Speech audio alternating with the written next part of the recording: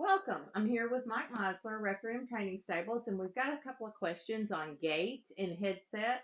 Mike, we've had some inquiries. They've been watching some other trainers that talk about getting a head, pulling a horse's head down lower. How does that help gait? Well, they're right. It will help your gait if the horse's head's down. Now, with that said, whenever I tell my training techniques and the things that I do, I'm not saying my techniques are the only thing in the world. What I'm saying is my techniques actually work. And they work very well for me, and they're easier for everybody else to do. Now, the number one thing that I preach is not be pulling with two reins on these horses.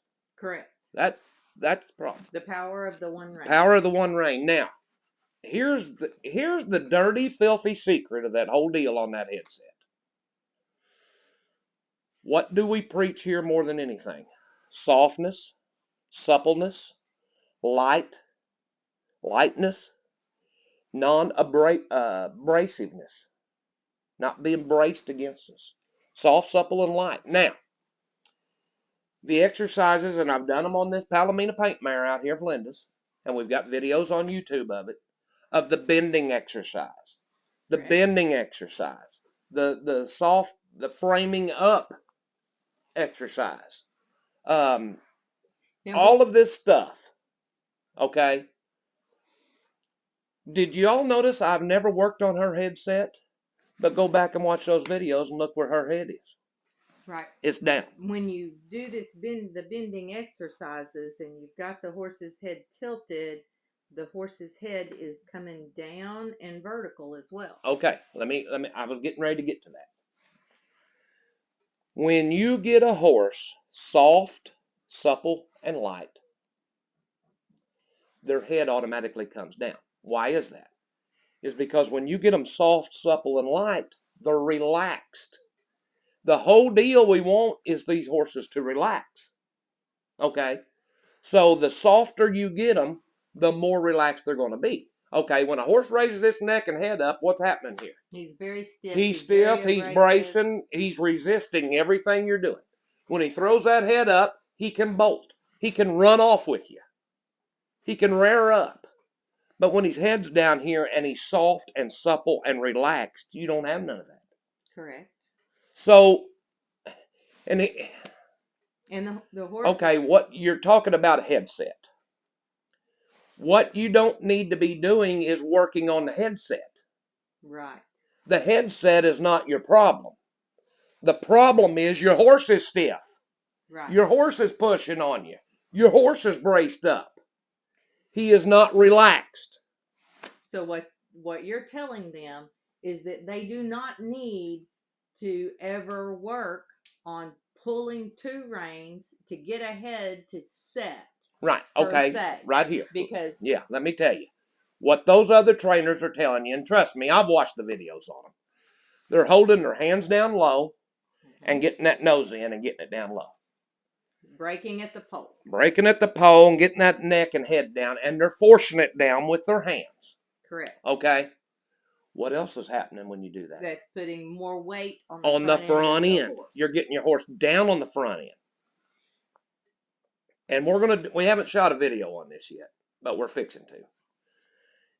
I'm pulling my horses up here about chest high with two reins, lifting them up and getting them to kind of roll over that bit and get soft. Roll over. Because whenever they roll over, their back comes up. Their shoulders come up. That is all part of the framing up exercises I did. Because if you'll remember, if I want to push my horse to the right, I'll hold this rein up higher because it lifts up this shoulder. So the horse can come around and step in front of the other leg. So any problem that you have with your horse, that is not the problem with your horse. That's a symptom. It's a symptom. It's a symptom of what's wrong with your horse. So I cannot stress this enough, and you're not going to go to any other YouTube channel on any other gaited horse, and you're not going to hear what's coming out of my mouth. Because what I'm talking about is something completely different to the gaited horse world. And I know a lot of famous people who have been preaching this for years, and what do they say? The gaited horse industry is not prepared to listen to it, and they don't want to listen to it. I don't care if they want to listen or not. I'm going to keep saying what I'm saying because what I'm saying is correct. Right. So, you know, we've seen it work over and I watched over. a video of a deal the other night on TV, and she's talking about getting all these horses soft and all this. And my God, she's got an 8-foot table there, and it's completely covered in different bits. And every one of them's a shank bit. And I'm sitting there watching that thinking, why don't you get a snaffle bit and get your horse soft, supple, and light, and you won't even need all this other crap. Right. The aids that people try to use in order to get the horse's head down. That's right. And to try to get control of their horse, if they would simply do the soft, supple, light bending exercises, get their horse relaxed, their horse's head is going to come down. Right. And then it's going to be automatically... It's going to automatically be hanging there. And then you've not impeded your impulsion from Impulsion, the rear end. that's it. Because these gaited horses have got to work off their ass end. They're pushing off their rear end. If their front end is down on the ground, they can't. It's just like pushing a rope up a hill. Right. They're not going to have the propulsion that they need. That's exactly right. Okay. And here's the problem. So in other words, when you say that you have the symptom is not the problem, the head being non-vertical was the problem, or was the symptom. But that was the symptom of the problem. The problem was the horse isn't soft enough. That's right. That's right. And and another thing, just like on all this that I just described with the table full of bits, the thing that I hate is that gaited horse people have been conditioned to believe all this stuff. Okay? Now, you go, okay, and I'll give you an example of it. What's that deal when you cut your finger, you put on your finger? A Band-Aid. No, it's an adhesive bandage. Mm-hmm. Band-Aid is the brand that they put on there. And what's that deal that you clean your ears out with? Well, a Q-tip, but it's a Q-tip, but it's not. It's what do they call that? An adhesive, no. A cotton swab. A cotton swab. Okay, but you're conditioned that it's a Q-tip. Okay, the gaited horse industry has conditioned you. When you go buy a horse, a gaited horse, you need this bit. You need to shoe him this way. You need to put on these kind of shoes. And you need to get a hold of him, and you need to get him up on that bit so he's working off that bit. It's wrong. That is wrong. Why don't we become horsemen? Well, I would love to see the gaited horse industry become horsemen. Become horsemen and get your horses happy. Yeah. Everybody's so concerned about their horse. We want to do what's the best thing for our horse. Well, you're sitting here going out here and buying a shank bit that long, and you're sitting here pulling on him. How is that good for your horse? Yeah, I'd like to rather my horse it's not. Hold its bit in its mouth. We have our horses holding their bits on a loose rein. I run around here on that Palomino horse, the boomer horse. The reins looked a little bit tight, and they was. That was the second time I rode that horse. Right. What has he been conditioned to do his whole life? Show. That's what he's been conditioned to do. So what I'm doing is going ahead and doing this and slowly trying to get back off his mouth, where he'll sit there and get up and stay on a loose rein. And it's a process. But, okay, on your question, you also brought up gait. My horse will not stay in gait. My horse will not stay in gait.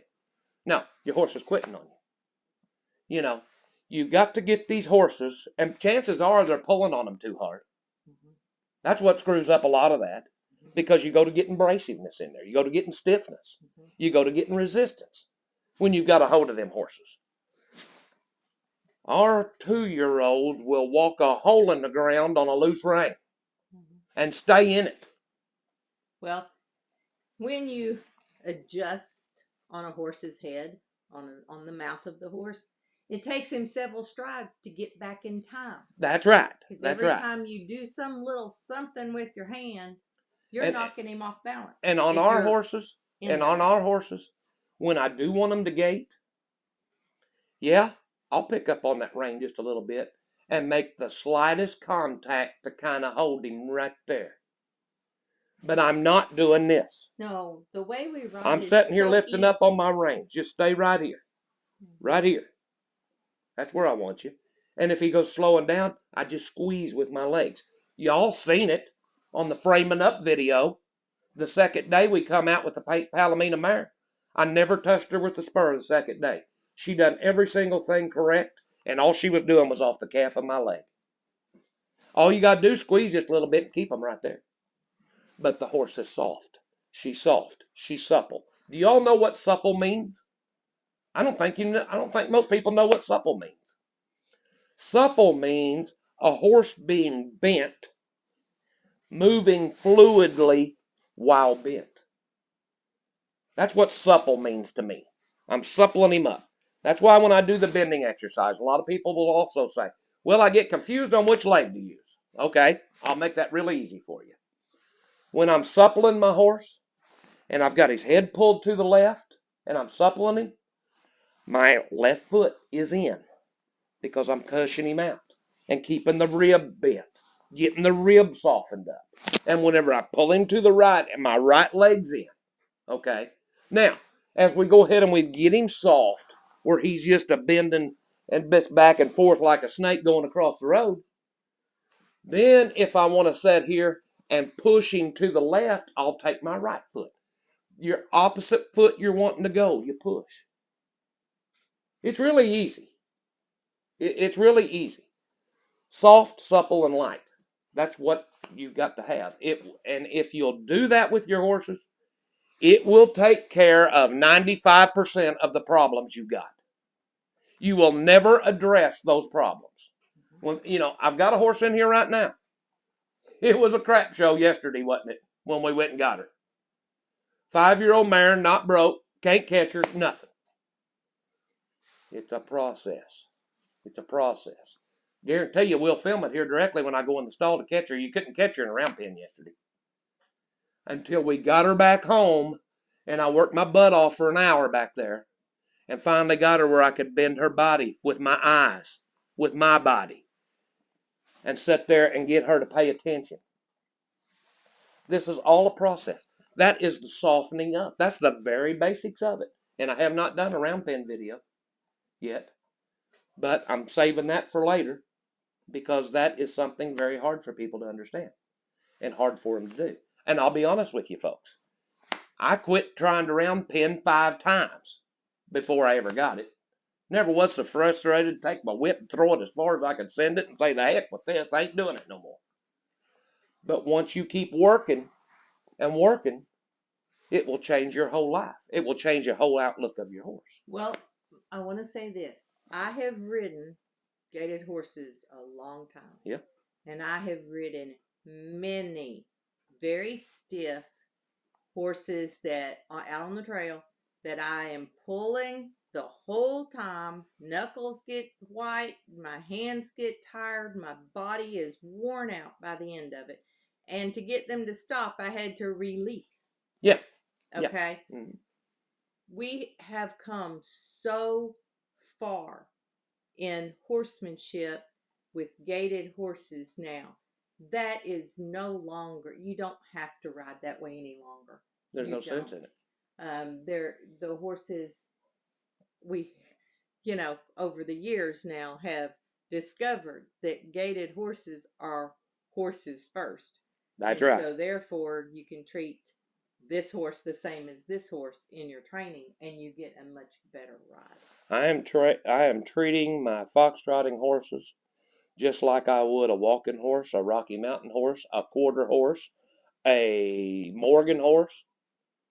I'm treating them like a horse, and I'm using horsemanship. And you're getting beautiful gait. And we're getting beautiful gait. And a absolutely pleasure to ride. That's because right. It's so responsive. What do people say when they come here? No, your horses are so responsive. Yeah, and I'm thinking, well, that's the way they're so supposed to be. easy to ride. A beginner can ride them. Yeah, yeah. I mean, so that's. I hope that answers your question. But as far as what was the question? Headset. A headset. That's where we go. See, I've gone off. Headset and gait. Headset, and I hope that answers the headset. The headset is not your problem. The problem is from here through the tail. If you get from here through the tail soft, supple, and light, the head's going to hang because the horse is going to get relaxed and your horse is going to get happy. A horse cannot perform when they're not happy. A horse performs the best when he's happy. So I hope that helped y'all.